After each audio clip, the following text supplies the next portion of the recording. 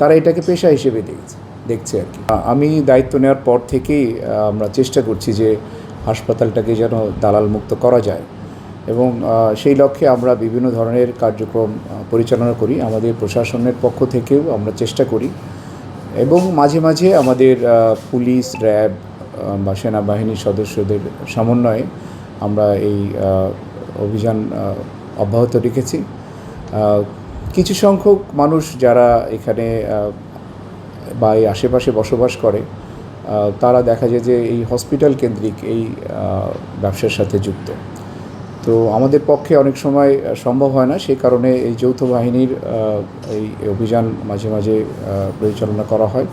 আজকেও ওনারা এই অভিযান পরিচালনা করেছেন এবং কিছু সংখ্যক ব্যক্তিকে তারা বিভিন্ন মেয়াদে শাস্তি দিয়েছে। আমি স্পেসিফিক নাম্বার জানি না, তবে এরকম কয়েকজন আছে যাদের আইডিধারী, মানে আমাদের ডেইলি বেসিস কর্মচারী আছে এবং দু একজন পার্মানেন্ট কর্মচারীও আছে। ডেইলি বেসিস কর্মচারী যারা আপনারা জানেন যে আমাদের এখানে পরিচ্ছন্নতা কর্মী হিসেবে আমরা মূলত নিয়োগ দিয়ে থাকি, তাদের আইডি কার্ডও আমরা দিয়ে থাকি।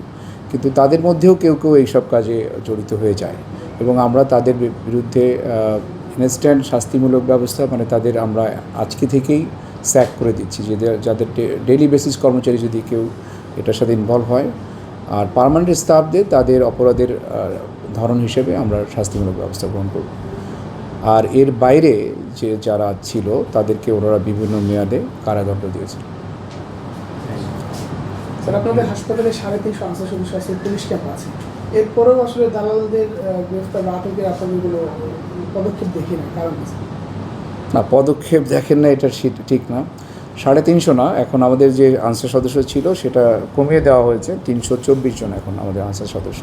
হয় কি 324 জন আনসার সদস্য ছুটি এবং অসুস্থতা ইত্যাদি বাদ দিলে ছুটিতে থাকে 20% তাদের পলিসি অনুযায়ী, এবং আমাদের 3 শিফটে এটা ভাগ করলে আনসার সদস্যের সংখ্যা অনেক কমে যায়।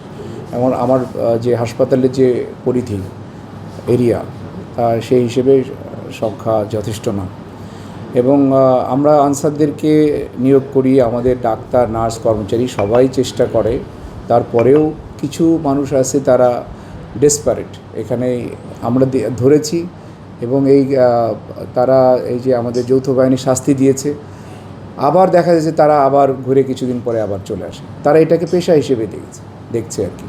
তাদের কোনোভাবেই নির্মূল করা যাচ্ছে না, আমাদের চেষ্টা অব্যাহত আছে।